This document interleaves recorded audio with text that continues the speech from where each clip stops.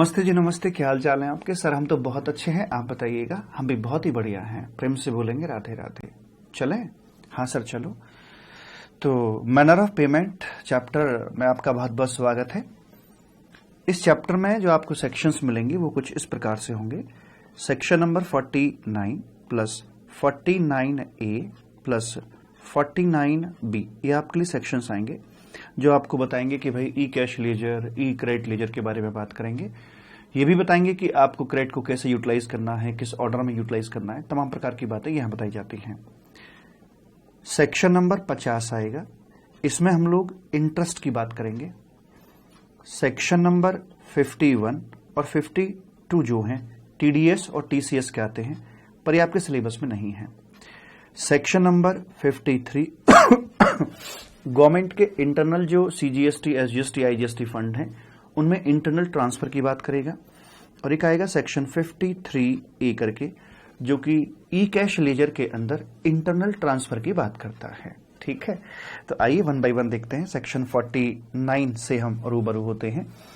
पहले बताया गया है इसमें ई कैश लेजर के बारे में। यह हमें अच्छे से पता है कि पोर्टल पर हमारे पास में 3 प्रकार के लेजर होते हैं। ठीक है, एक हो गया हमारा ई कैश लेजर, एक हो गया हमारा यहां पर ई क्रेडिट लेजर, और एक हो जाता है सब अपना ई लायबिलिटी रजिस्टर। जब हम अपना GSTR1 फाइल करते हैं तो हमारा ई लायबिलिटी रजिस्टर अपडेट हो जाता है। जब हम अपना क्रेडिट क्लेम करते हैं तो हमारा ई क्रेडिट लेजर अपडेट हो जाता है। और जब हमें पेमेंट करना होता है तो फर्स्ट ऑफ ऑल हमें ई कैश लेजर के अंदर पैसा डिपॉजिट करना होता है। ई कैश लेजर बिल्कुल ऐसे ही जैसे पेटीएम का वॉलेट। अगर आपको पेटीएम वॉलेट से कुछ सामान परचेज करना है 10,000 रुपए का मान लीजिए, तो आपको ये एश्योर करना पड़ता है कि आपके वॉलेट के अंदर इतना पैसा ऑलरेडी है या नहीं। अगर नहीं तो आपको उसमें ऐड करना पड़ता है, डिपॉजिट करना पड़ता है। डिपॉजिट हो जाने के बाद तीनों दुकानें अच्छे से सज जाने के बाद फिर आप अपनी रिटर्न फाइल करते हो और ई लायबिलिटी को पे ऑफ करने के लिए आप इनको यूटिलाइज कर लेते हो वाइल फाइलिंग योर GSTR3B। ठीक है, तो यहां पर ये कह रहे हैं कि भाई जो भी आप डिपॉजिट कर रहे हो इस वॉलेट के अंदर, तो आपको नाम लेकर डिपॉजिट करना होता है, क्योंकि ई कैश लेजर के अंदर अलग अलग बक्से बने हुए होते हैं। एक टैक्स का, इंटरेस्ट का, पेनल्टी का, अदर फी का। तो आपको 20 पॉकेट होते हैं कुल मिलाकर। आपको कौन सी पॉकेट में पैसा डालना है वो आपको असाइन करना होता है, किस नाम से पैसा डाल रहे हो, और other amount of a person, whether online या ऑफलाइन, जैसे भी आप इसमें डिपॉजिट पैसा कर सकते हो। वैसे तो ऑनलाइन ही है, बट ऑफलाइन भी आप कर सकते हो। अगर छोटा अमाउंट है, 10,000 तक का अमाउंट है, या गवर्नमेंट डिपार्टमेंट है, या फिर कोई सर्च सीजर का मामला पड़ा हुआ है, तो वहां पर ऑफलाइन पेमेंट भी एक्सेप्ट कर लिए जाते हैं। पेमेंट इसमें डिपॉजिट होता कैसे है, इसके लिए आपको पोर्टल पर जाकर एक चालान क्रिएट करना होता है। और जब चालान आप क्रिएट करते हैं पोर्टल, मैंने आपको पूरा प्रैक्टिकली सिखा रखा है पोर्टल से, तो चालान क्रिएट वहां पर किया जाता है। उसमें आप बता देंगे किस पॉकेट में कितना पैसा डालना है। चालान क्रिएट हो जाने के बाद वो एक सीपिन जनरेट करता है, कॉमन पोर्टल आइडेंटिफिकेशन नंबर। फिर उसके बाद आप ऑफलाइन या ऑनलाइन जैसे मर्जी करके उसका पेमेंट करके चलते हैं, NEFT, RTGS वगैरह वगैरह। पेमेंट हो जाने के बाद बैंक की साइड से उसका एक सिन जनरेट किया जाता है। सिन क्या होता है? जो सीपिन जनरेट किया गया था GST पोर्टल के द्वारा, प्लस उसमें बैंक ब्रांच का कोड और ऐड कर दिया जाता है, वो सिन बन जाता है। और सिन कम्युनिकेट किया जाता है बैंक की वेबसाइट के द्वारा GST की वेबसाइट को, जिससे कि जैसे ही वो कम्युनिकेशन आती है तो वहां जो GST की वेबसाइट पर आपका ई कैश लेजर बना हुआ है वहां पर अमाउंट आपका अपडेट हो जाता है, डिपॉजिट हो जाता है। वो सारी प्रक्रिया मैंने यहां पर बता रखी है। अब ये जो ई कैश लेजर के अंदर आपने पैसा डाला था, इसे आप किसी भी पर्पस के लिए इस्तेमाल कर सकते हो। टैक्स का पेमेंट करने के लिए, इंटरेस्ट का पेमेंट करने के लिए, जिस पॉकेट में जितना पैसा पड़ा हुआ है उस पॉकेट को उस काम के लिए इस्तेमाल किया जा सकता है। अगर आपका CGST के इंटरेस्ट में पैसा पड़ा हुआ है तो आप अकॉर्डिंगली उसके लिए इस्तेमाल कर सकते हैं। आपके पास IGST की पेनल्टी में पैसा पड़ा हुआ है तो आप उसके लिए इस्तेमाल कर सकते हैं। और इन पॉकेट्स के अंदर इंटरनल ट्रांसफर भी पॉसिबल है। जैसे मान लीजिए आपके पास CGST इंटरेस्ट के अंदर 200 रुपए पड़े हुए हैं और आप चाहते हैं कि इसमें से 100 रुपए में IGST की पेनल्टी में ट्रांसफर कर दूं, तो उस बक्से के अंदर, उस पॉकेट के अंदर आप ट्रांसफर कर सकते हैं। ठीक है, तो किसी भी पर्पस के लिए इस्तेमाल कर सकते हैं ई कैश लेजर को, जबकि ई क्रेडिट लेजर का इस्तेमाल सिर्फ आउटपुट टैक्स भरने के लिए किया जा सकता है, जबकि कैश तो खुला है, आप किसी के लिए भी इस्तेमाल इसको कर सकते हैं। अच्छा, आपकी जितनी भी लायबिलिटीज हैं वो आपकी ई लायबिलिटी रजिस्टर के अंदर जाती हैं। पोर्टल पर मैंने आपको दिखाया था ई लायबिलिटी रजिस्टर आपका दो भागों में बटा हुआ होता है। पहला होता है सेल्फ असेस्ड लायबिलिटीज, जो कि आप अपनी रिटर्न के माध्यम से या GST-R1 के माध्यम से अपडेट करते हो, वो आपकी सेल्फ असेस्ड में आती है, वो पार्ट 1 होता है। जो उसका पार्ट 2 होता है, उसमें जब अधिकारी के द्वारा कोई डिमांड निकाली जाती है तो वो पार्ट 2 के अंदर जाकर अपडेट हो जाती है। ठीक है जी। उसके बाद में जो टैक्सेबल पर्सन है वो पहले कौन सी लायबिलिटी को डिस्चार्ज करेगा, इंपॉर्टेंट क्वेश्चन है ये। कौन सी लायबिलिटी को पहले डिस्चार्ज करेगा, फिर किसका नंबर आएगा? तो बताते हैं कि भैया पहले तो आपको ना सेल्फ असेस्ड लायबिलिटीज को डिस्चार्ज करना, जो आपने खुद एक्सेप्ट करी हैं। ये ज्यादा इजीली आप पे करोगे क्योंकि आपने खुद माना है कि हाँ मेरी लायबिलिटी बनती है। उसके बाद में फिर आपको जो डिपार्टमेंट के द्वारा रीअसेस्ड लायबिलिटीज थी उनका पेमेंट करोगे। यानी सीधी बात करूं तो जो पार्ट ए में आपका दिख रहा था उसे पहले पे करेंगे आप, और जो पार्ट 2 के अंदर था आपका जो ई लायबिलिटी रजिस्टर पोर्टल पर दिखता है उसके पार्ट 2 को बाद में पे करेंगे। पार्ट ए के अंदर भी दो बातें होती हैं कि प्रीवियस पीरियड की लायबिलिटी को पहले पे करना है या करंट वाली को। तो कह रहे भैया पहले पुराने पापों को तो धो लो, करंट की बात तो बाद में करेंगे, पहले पुराने ड्यूज को आप क्लियर कीजिए। तो पहले प्रीवियस फिर करंट वाले और फिर पार्ट 2 को हम डिस्चार्ज करके चलते हैं। ई क्रेडिट लेजर, जो आपका ये ITC आप क्लेम करते हो GSTR2 के माध्यम से आप उसको क्लेम करके चलते हो। हालांकि अभी GSTR2 है ही नहीं, 2A के माध्यम से ही उसको क्लेम किया।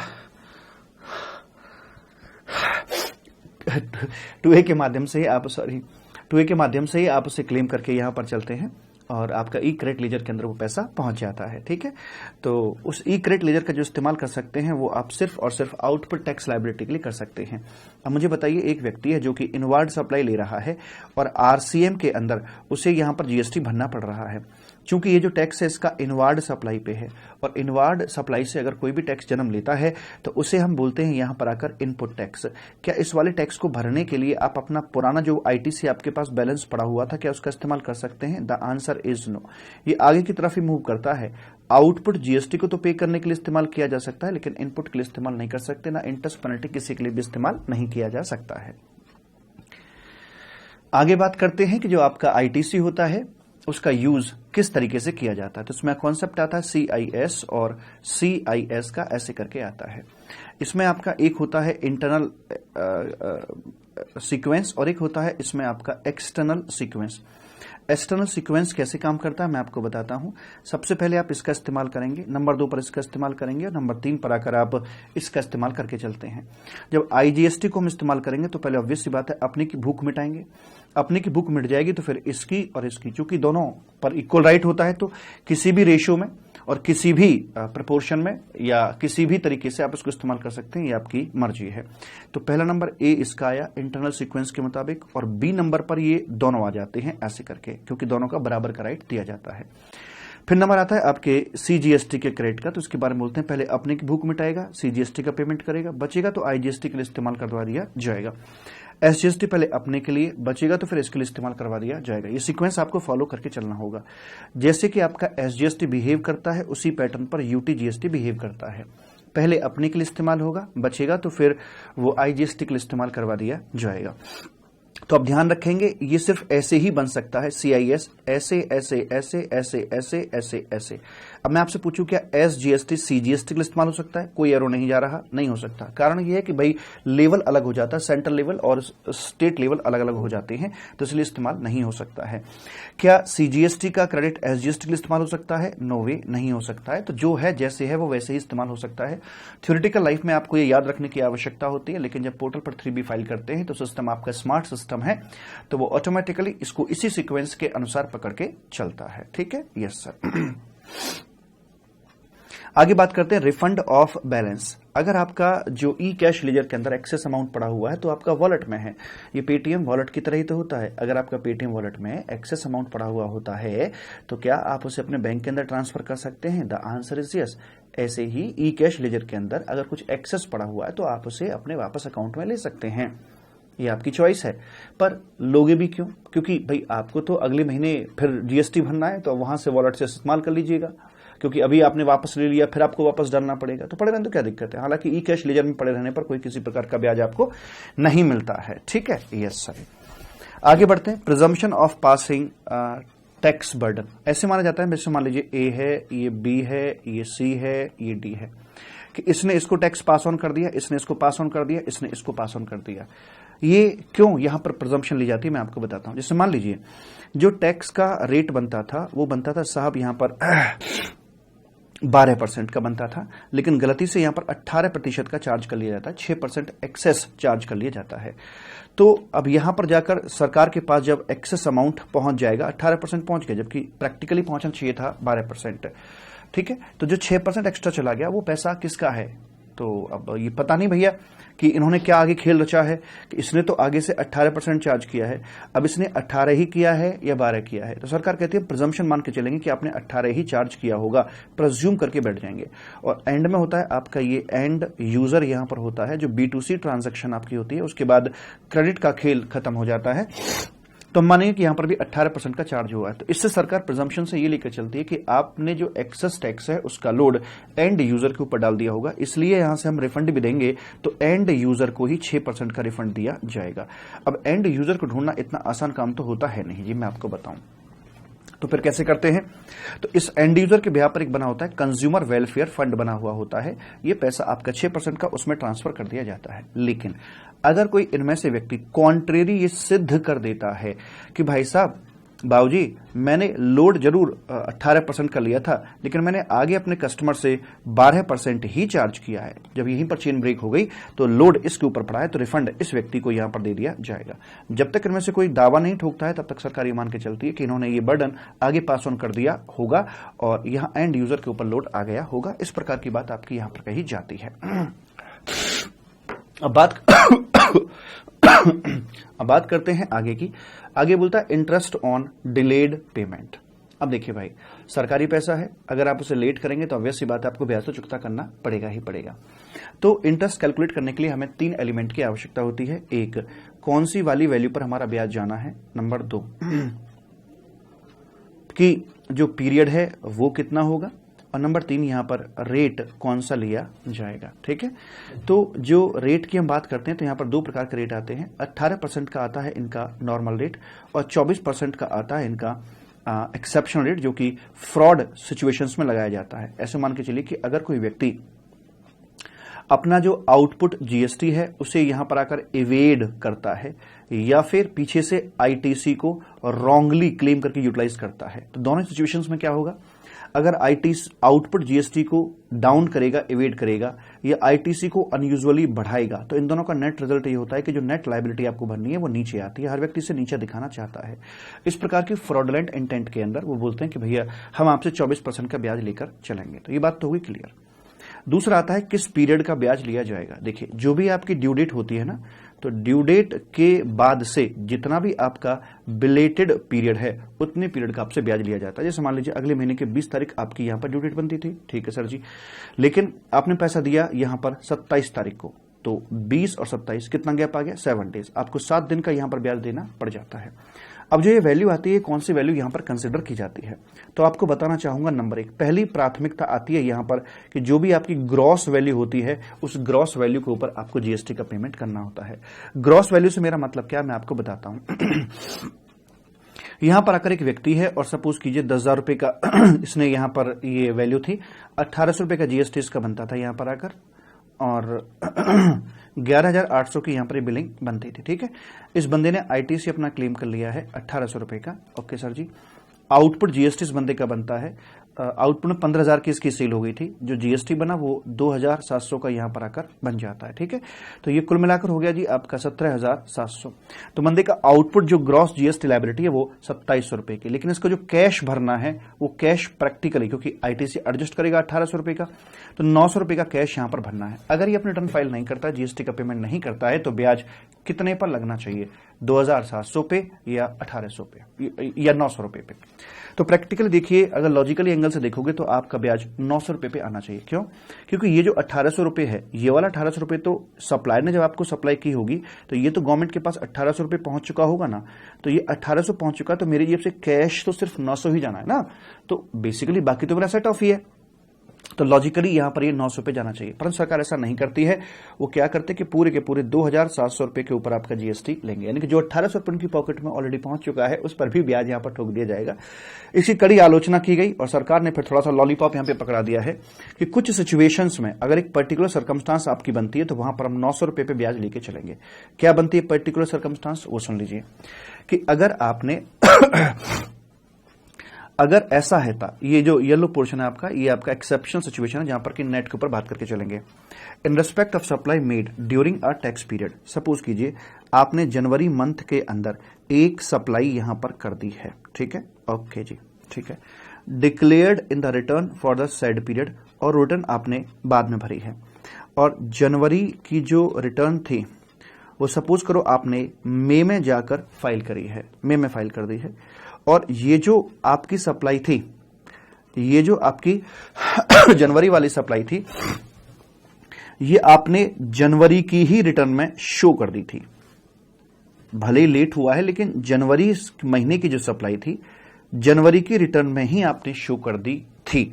तो ऐसे हालात में आपको नेट के ऊपर ब्याज देना पड़ेगा। लेकिन अगर ऐसा हुआ कि जो जनवरी महीने की सप्लाई थी, कोई पर्टिकुलर ट्रांजैक्शन जिस पे मान लो 10,000 रुपए का जीएसटी आपका बनता था, जब जनवरी की रिटर्न भरी उस समय आप इसे फाइल करना भूल गए, आपने बताया नहीं, फिर आपने मान लीजिए यहां पर जून महीने की रिटर्न भर रहे थे, जून महीने की भर रहे थे, तो जून महीने की रिटर्न में दिखाया कि भैया मेरा एक जनवरी का एक सीन और रह गया था, बाद में आप उसे डिक्लेयर करते, तो ऐसी अवस्था में आपको ग्रॉस के ऊपर ही जीएसटी भरना पड़ेगा।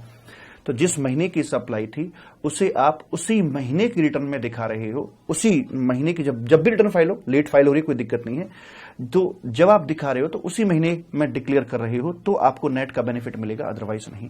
उसके ऊपर भी ये कंडीशन है कि भाई अधिकारी का शोकोज नोटिस ना आया हो। अगर आपके रिटर्न भरने से पहले अधिकारी का शोकोज नोटिस आ जाता है, जैसे मान लीजिए यहीं पर एक शोकोज नोटिस अगर आ गया होता बीच में, तब भी आपका ग्रॉस पर ही लगाया जाता। तो कहने का मतलब ये कि लॉलीपॉप पकड़ा दिया, बाकी इससे ऊपर कुछ भी नहीं है।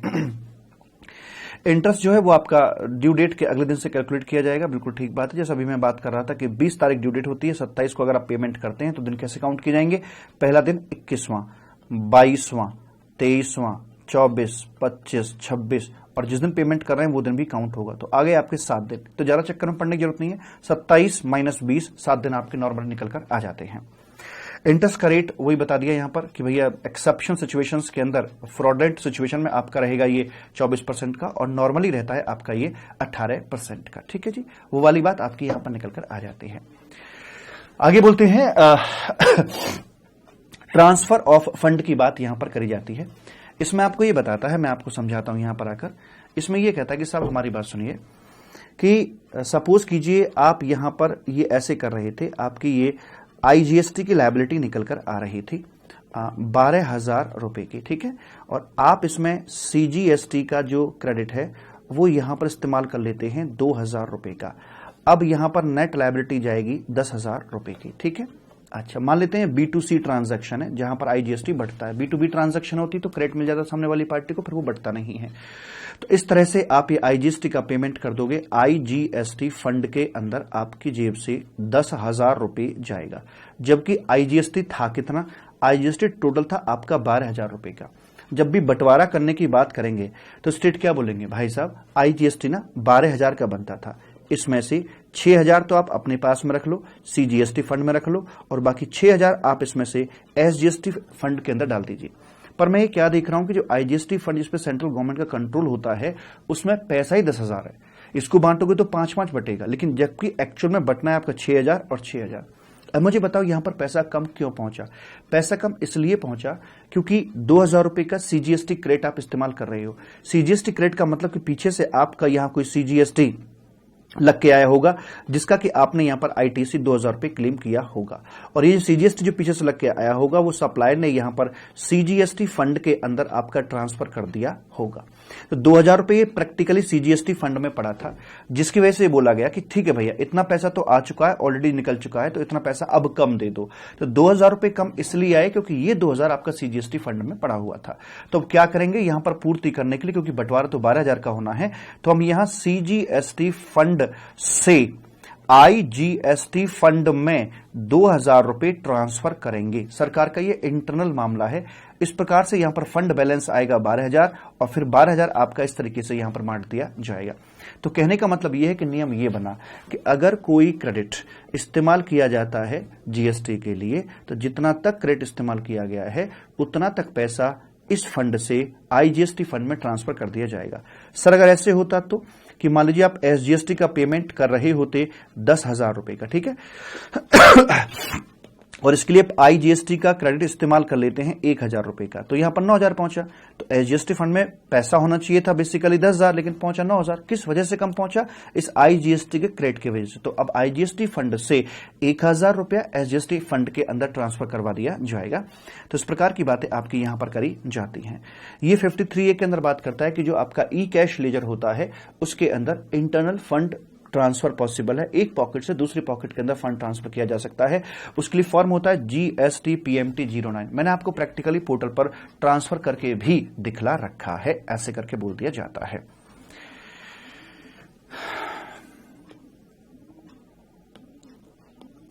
ठीक साहब, हम जल ग्रहण कर लें।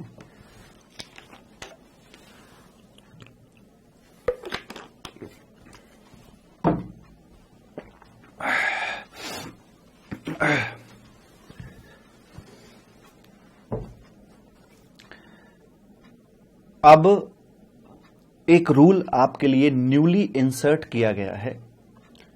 देखते हैं जरा ये रूल क्या कहता है। डिपार्टमेंट और टैक्स पेयर के बीच में हमेशा चोर सिपाही का जो खेल है वो खेला जाता है। टैक्स पेयर हमेशा जीएसटी से बचने का प्रयास करता है और डिपार्टमेंट अनेक तरह के टूल्स उसके ऊपर अप्लाई करता रहता है। लोग करते क्या हैं, बात को जरा समझिएगा, लचक को समझिएगा बात की को। इवन मैं आपको लिए चलता हूं, ये मेरे पास एक नोटिंग है, वहां पर ले चलता हूं, उससे बताता हूं मैं आपको।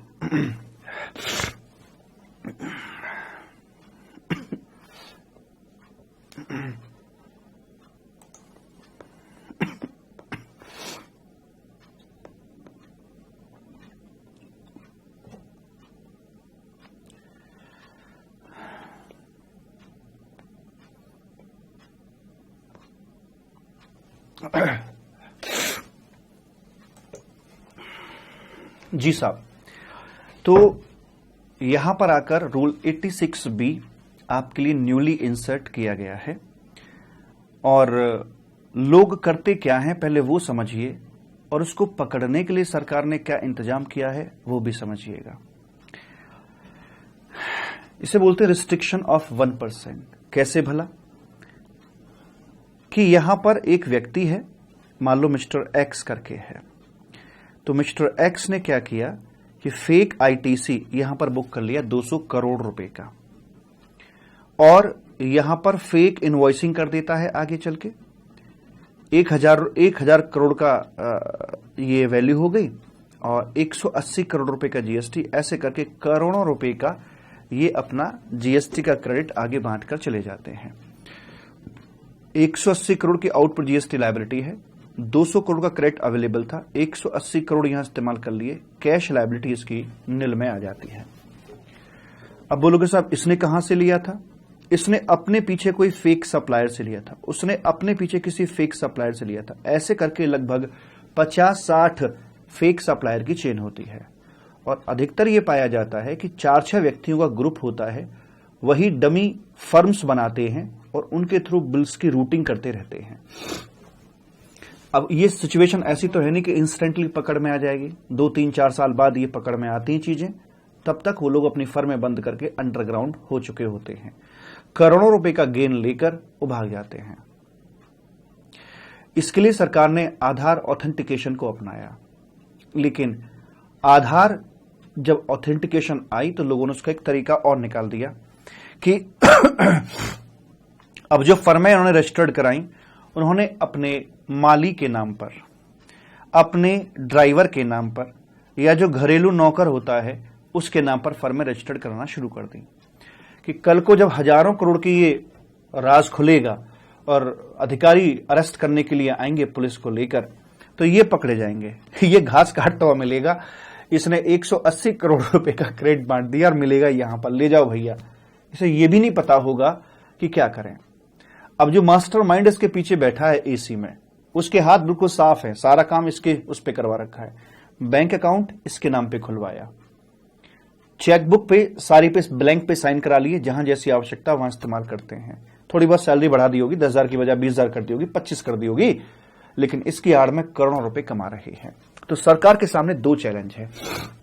नंबर 1, इस तरह के जो ट्रांजैक्शंस हैं उनको ट्रेस करना कि ढूंढे कैसे, और ढूंढने के बाद जो मास्टरमाइंड है उसको पकड़े कैसे, उसको जेल की सलाखों के पीछे कैसे डालें।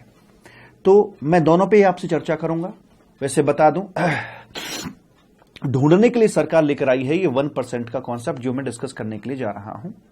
और ढूंढने के बाद जो मास्टरमाइंड है उसके लिए आप देखते हैं कि पेनल्टी के चैप्टर में जाकर हमें कुछ नई चीजें देखने को मिलेंगी। उसमें लिखा हुआ है, अरेस्ट वाले प्रोविजंस के अंदर भी हमें देखने को मिलेगा, उसमें लिखा हुआ है कि वो व्यक्ति है जो कि मास्टरमाइंड है, जो इस ट्रांजैक्शंस के पीछे एक्चुअल बेनिफिशियरी है, एक्चुअल में बेनिफिट ले रहा है पर्दे के पीछे होकर, उसको भी सलाखों के पीछे डाला जाएगा। ये तो जाएगा ही जाएगा माली, साथ में इसका मालिक भी जाएगा। तो ट्रैक करने के लिए 1% और फिर ट्रीटमेंट देने के लिए पेनल्टी, अरेस्ट वगैरह के प्रोविजंस भी करस्पॉन्डिंगली अमेंड कर रखे हैं। अब वो कैसे पकड़ते हैं, कैसे पकड़ते हैं? 1% के माध्यम से कांटा लगाकर। देखिए, टीडीएस और टीसीएस का जो कॉन्सेप्ट आता है वो ट्रैक करने के लिए ही आता है कि भाई ट्रांजैक्शन को ट्रेस किया जा सके। इन्होंने देखा कि इस प्रकार के जो व्यक्ति होते हैं इनके पास क्रेडिट भंडार, क्रेडिट का तो पूरा का पूरा भंडार होता ही है मालिक जी, पूरा भंडार होता है। ये कभी भी कैश पेमेंट नहीं करते हैं। तो इनको बोला गया कि भले ही आपके पास में सफिशिएंट कैश अवेलेबल है, बट इसके बावजूद भी आपको 1% आपका कैश में पे करना ही होगा। जैसे कि यहां पर बात करें तो 1 से 80 करोड़ रुपए की जीएसटी लायबिलिटी बनती थी, इसका 1.8 करोड़ आपको कैश में भरना ही पड़ेगा। बैलेंस के लिए आप क्रेडिट इस्तेमाल कीजिए 178.2 करोड़ का, लेकिन 1.8 करोड़ आपका कैश में जाएगा ही जाएगा। कुछ लोग इसकी इंटरप्रिटेशन ऐसे निकालते हैं कि भैया सरकार अपने कैश फ्लो को बढ़ा रही है। ऐसा नहीं है, ये कैश फ्लो को नहीं बढ़ा रही है ऐसे करके, ये ट्रैक कर रही है। कैसे ट्रैक कर रही है? सरकार के पास में बीफा नाम का सॉफ्टवेयर है, उस सॉफ्टवेयर को कमांड दी जाएगी कि भैया एक काम करो, रिटर्न आ गई हैं? कह रहे हाँ। 100 रिटर्न को रन कराया गया सॉफ्टवेयर के ऊपर, उससे कहा कि इसमें से उनको अलग करो जिनका की सफिशिएंट क्रेडिट बैलेंस है बट फिर भी वो 1% पे कर रहे हैं। उनको ढूंढ निकाला, उनको ढूंढ निकाला, वो अलग कर दिए गए। अलग करके फिर उसमें से तो बहुत सारे आ जाएंगे। फिर उसमें जो छोटे मोटे प्लेयर थे, क्योंकि ये जो गंदगी फैलाते हैं फेक वाले, ये बड़े प्लेयर होते हैं, जो छोटे मोटे प्लेयर थे उनको हटा दिया। फिर कमांड दी गई सॉफ्टवेयर को कि एक काम करो, जिस बंदे का टर्नओवर 50 लाख तक है या उससे कम है उसको हटा दो, बड़े बड़े प्लेयर्स को ही यहां पे रखो। उनको हटा दिया गया। उसके बाद फिर यह पाया गया कि भाई ऐसा भी तो हो सकता है, ऐसा भी तो हो सकता है कि भाई जैसे मैं एक जेन्युइन पर्सन हूं और मैं कोई अपनी मेरी फैक्ट्री है, तो मेरे साथ इन्वर्टेड टैक्स रेट स्ट्रक्चर बन रहा हो, मतलब मेरे इनपुट पे क्रेडिट ज्यादा बन रहे हो, आउटपुट पे कम बन रहा हो। इनपुट के रेट्स मेरे 28% और 18% के हैं, आउटपुट पर रेट 5% का मेरा। तो ये सिचुएशन में मैं भी फंसूंगा। कारोबार तो बड़ा है मेरा, पर मेरा आईटीसी एक्सेस पड़ा रहता है, इवन मैं तो उसका रिफंड क्लेम करता हूं। आईटीसी ज्यादा पड़ा होता तो मुझे भी 1% देना पड़ेगा यहां पर आकर, है ना? तो जेन्युइन पर्सन भी मारा जाएगा। तो इसलिए सरकार ने क्या किया कि भाई हमें कुछ ना कुछ और इंतजाम करने पड़ेंगे ताकि गेहूं के साथ घुन भी ना पिसे। कहते हैं यदि आपका टैक्सेबल टर्नओवर 50 लाख से ऊपर का है, टैक्सेबल टर्नओवर आपका 3 प्रकार का होता है, एग्जेम्प्टेड, जीरो रेटेड और टैक्सेबल। हमें टैक्सेबल की बात करनी है। इस केस में 45 लाख है तो आप इस रिक्वायरमेंट में नहीं आएंगे, 86B आपके ऊपर एप्लीकेबल नहीं हो पाएगा। 50 लाख से ऊपर है तो आप इस रिक्वायरमेंट में आएंगे, आपको 1% अपनी पॉकेट से भरना ही पड़ेगा। तो सरकार ने यह नियम बना दिया। तो ऐसे करके सरकार छटनी कर लेगी कि कौन कौन ऐसे आदमी है इन पे क्रेडिट होने के बावजूद भी 1% वाले रिक्वायरमेंट में वो आ रहे हैं, और फिर उनको स्क्रूटनाइज किया जाएगा लेकिन इनमें से लॉ मेकर ने कुछ को बाहर निकाल दिया। क्या भला? अब देखिए अगर इसके नाम पर फर्म है, सोचने वाली बात है, इसके नाम पे फर्म सरकार ने व्यक्ति ने बना रखी है, लाखों करोड़ों का टर्नओवर जा रहा है, करोड़ों में जीएसटी निकल के आ रहा है, लेकिन इसकी पर्सनल, या तो ये डायरेक्टर होगा, है ना, या पार्टनर रहा होगा, या प्रोप्राइटरशिप है तो मालिक यही रहा होगा। जब इसकी इंडिविजुअल इनकम टैक्स की सॉरी जब इसकी इनकम टैक्स की रिटर्न देखी गई तो भैया ये नील की रिटर्न फाइल कर रहा था, तो मतलब ये केस जेन्युइन है। ये जो फर्म है ये ऐसे धोखाधड़ी वाली है। हमें बेसिकली उन फर्मों को पकड़ना है जिसमें ये लोग प्रैक्टिस कर रहे थे कि किसी और के नाम पर बड़े बड़े गेम प्ले कर रहे थे। अब ये घटना मेरे साथ भी घटित हो सकती है। मान लो मेरा भी बड़ा कारोबार है और मैं मेरी कंपनी के अंदर डायरेक्टर हूं, तो सरकार ने कहा कि काम करते हैं, जो इसका डायरेक्टर, पार्टनर या जो मालिक है अगर उसका इनकम टैक्स लाखों में जाता है, पिछले 2 सालों का ट्रैक निकाल लिया, लाखों में जाता है, इवन 1 लाख से ऊपर जा रहा है, तो मतलब बंदा जेन्युइन है, ये फेक वाले लोग नहीं है। समझ मारी बात? सरकार किनको टारगेट कर रही है, किनको ट्रेस कर रही है? जो इस प्रकार की एक्टिविटीज में इन्वॉल्व हैं। कह रहे कि अगर डायरेक्टर का, मालिक का या पार्टनर का 1 लाख या उससे ऊपर का, 1 लाख से ऊपर का जा रहा है तो बंदा जेन्युइन लग रहा है, इस पे आप हाथ मत डालिएगा।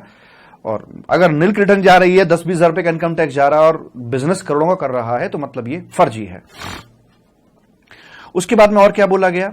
दूसरा ये बोला गया कि कुछ लोग अगर आईटीसी का रिफंड क्लेम कर रहे हैं, क्योंकि जो फेक वाले होते हैं कभी आईटीसी का रिफंड क्लेम करने के लिए नहीं जाते, क्योंकि ये तो उसे ठिकाने लगाते रहते हैं, क्योंकि इनके पास फर्जी बिल काटने के लिए बहुत कुछ होता है। आईटीसी का रिफंड वो क्लेम करता है बंदा जिसकी आउटपुट जीएसटी लायबिलिटी नहीं बनती है और जो जेन्युइन काम कर रहा है। तो कहा कि अगर बंदा कोई अपना इन्वर्टेड टैक्स रेट स्ट्रक्चर की वजह से या एक्सपोर्ट ट्रांजैक्शन की वजह से वो यहां पर रिफंड के लिए आ रहा है आईटीसी, तो वो बंदा भी जेन्युइन है, वो फर्जी आदमी नहीं है, तो उसके ऊपर 86B अप्लाई हम नहीं करेंगे। ठीक है। दूसरा, अगर ये घटना कि आईटीसी ज्यादा है और आउटपुट लायबिलिटी कम बन रही है, सफिशिएंट आईटीसी है, लेकिन वो गवर्नमेंट डिपार्टमेंट है, तो ये थोड़ा फर्जी काम करते इस प्रकार के काम, तो इनके ऊपर भी 86B लागू नहीं करेंगे। मान लीजिए अगर आपका, एक छोटी सी रिलीफ यहां पर दी गई है कि मान लीजिए अगर आपका जेन्युइनली 1% से ज्यादा एक पर्टिकुलर मंथ में, मान लीजिए अप्रैल टू दिसंबर आपकी सपोज करो टर्नओवर 540 लाख रुपए का था, आउटपुट जीएसटी 5% 27 लाख आपका बनता था, और आपने एक्चुअल में कैश पे करना पड़ा आपको 70,000 रुपए का, बाकी आपने आईटीसी इस्तेमाल कर लिया। अगर मैं 1% लगा के देखूं तो आपका यहां 27,000 कम से कम जाना चाहिए था, पर आपका बाय डिफॉल्ट नेचुरली ही 70,000 यहां पर जा रहा है। ठीक है। तो फिर अगला क्वार्टर आया, या ये कहूं कि जनवरी का महीना निकल के आया, तो जनवरी के महीने में आपका 60 लाख का टर्नओवर था, 3 लाख का आपका ये 5% से जीएसटी बनता था, उसका 1% 3,000 बनता है, तो यहां से यहां तक का पूरा देखा जाए तो 30,000 आपका कैश में जमा होना चाहिए था, पर आप तो पहली बॉल पे छक्का मार चुके, अब तो पहले 70,000 आपका जमा है, तो क्या यहां आपको जमा करने की जरूरत पड़ेगी? The answer is no. तो 1% की जो रिक्वायरमेंट है उसे क्यूमुलेटिवली चेक करके चलेंगे। समझ में आ रही बात? कि अगर किसी पर्टिकुलर मंथ में पिछले महीने में ज्यादा भर दिया, आपका 10% तक चला गया था कैश लेजर से, तो ऐसा नहीं कि भाई पिछली बात पीछे खत्म, अब इस महीने के लिए अलग से लेकर आ। अगर पिछली बार 10% जा चुका है तो फिर अगले महीने आपको 1% देने की जरूरत नहीं है। यहां पर ये बोला गया है। साथ में यह भी बोला गया है कि सरकार उन लोगों को भी बाहर कर सकती है जो हमारे पास में इससे एक हार्डशिप के रूप में लेकर आते हैं, खासतौर पर जिनके सीजनल वर्क होते हैं। सपोज करो कि मेरा गर्म कपड़े का बिजनेस है, और तो उसकी जो मैन्युफैक्चरिंग सेल होती है सर्दियों में, मैन्युफैक्चरिंग होती है गर्मियों में। तो जो मैन्युफैक्चरिंग हो रही होगी, रॉ मटेरियल आ रहा होगा गर्म कपड़े बनाने के लिए, तो आईटीसी का भंडार होगा, लेकिन उस समय गर्म कपड़ों की सेल नहीं होती, तो आउटपुट जीएसटी लायबिलिटी कम होगी, आईटीसी बहुत ज्यादा होगा। तो क्या उनको भी 1% भरना होगा? उन्होंने कहा यार हमारा तो सीजनल बिजनेस है, जब हम सर्दियों में पहुंचेंगे तो हमारा आउटपुट जीएसटी इतना ज्यादा होगा और आईटीसी उस वक्त हमारे पास कुछ भी नहीं होगा, क्योंकि उस समय हम रॉ मटेरियल परचेज नहीं कर रहे होंगे। तो जिनके सीजनल बिजनेस होते हैं उनको भी यहां से बाहर निकाला जा सकता है। कमिश्नर साहब को यह राइट दिया गया है। तो ये एक कांटा डाला गया है, एक जाल बुना गया है फेक फर्मों को पकड़ने के लिए, ताकि उन पर हम कुछ ट्रीटमेंट, उनका इलाज यहां पर कर सके। इसके लिए सरकार 1% का कॉन्सेप्ट लेकर आई है। सरकार ने आधार की रिक्वायरमेंट रखी, सरकार ई इनवॉइस का कॉन्सेप्ट लेकर आती है, सरकार ने पेमेंट जो B2C ट्रांजैक्शन होती है, पेमेंट और इनवॉइस को लिंक कराने का प्रयास करती है, सरकार ई वे बिल का कॉन्सेप्ट लेकर आती है, सरकार 1% का कॉन्सेप्ट लेकर आती है। सारे के सारे कॉन्सेप्ट क्या हैं कि जो फर्जी काम कर रहे हैं उनको कैच करने के लिए इस प्रकार की बातें यहां पर करी जाती है मेरे बच्चा। ऐसे करके यहां पर यह बात आपकी कंप्लीट हो जाती है और इन लोगों को पकड़ा जाएगा और पकड़े जाने के बाद ये तो जेल में जाएंगे ही जाएंगे, साथ में अरेस्ट और पेनल्टी के प्रोविजंस ये कहते हैं कि भाई इनके पीछे जो बेनिफिशियरी जो पर्दे के पीछे बैठा है उसको भी नहीं बख्शा जाएगा, वो भी चक्की पीसिंग, एंड पीसिंग और एंड पीसिंग। यहां पर आकर आपका ये चैप्टर कंप्लीट हो जाता है। प्रेम से बोलेंगे राधे राधे।